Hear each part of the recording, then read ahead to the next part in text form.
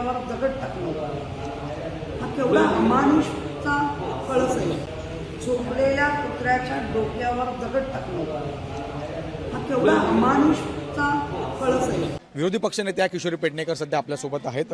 किशोरीताई, खरं तर कस्तुरबा रुग्णालयातील एका कर्मचाऱ्यांनी त्या ठिकाणी एका निष्पापी कुत्र्याचा जीव घेतला होता. त्याचा व्हिडिओ समोर आला. त्यानंतर त्यांनी तुमची भेट घेतली.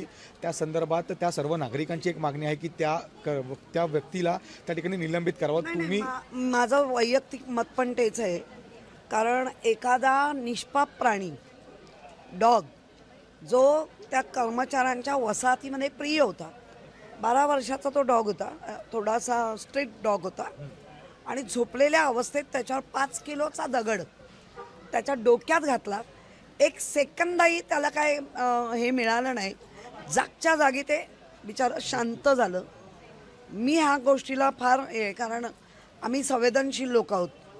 आम्ही इतके निर्घुण, हे हत्या ज्या पुण्याबिनात माणसांच्या घडतायत त्या इथे आता प्राण्यांच्या पण घडायला लागलेत. त्यामुळे मला असं वाटतं याच्यावरती प्रशासनाने वेळीच या माणसाला चौकशी करून सस्पेंड केलं पाहिजे. एका व्यक्तीला जर असं केलं तर तो पुढचा धडा चांगला होईल. कारण आता तो हॉकी स्टिक घेऊन फिरतो. उद्या म्हणे मी दारू पियालेलो म्हणून घातली त्याच्या डोक्यात. काही चाललंय का? हे काय पुणे नाही आहे, मुंबई आहे. त्यामुळे अशा गोष्टी चालणार नाहीत.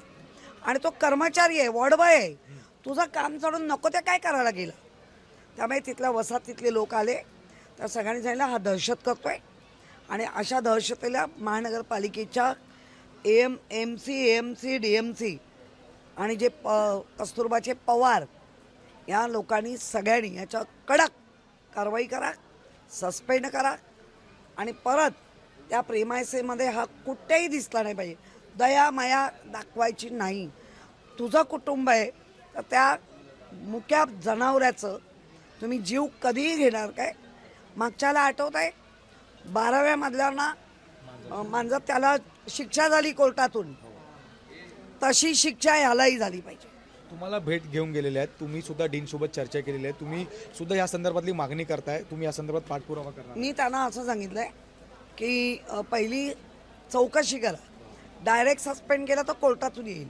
अर्थात कोर्टात पण आम्ही हे सगळे सादर करतोय पुरावे आणि सस्पेंड करा. याच्यावर कुठलाही उपाय होऊ शकत नाही.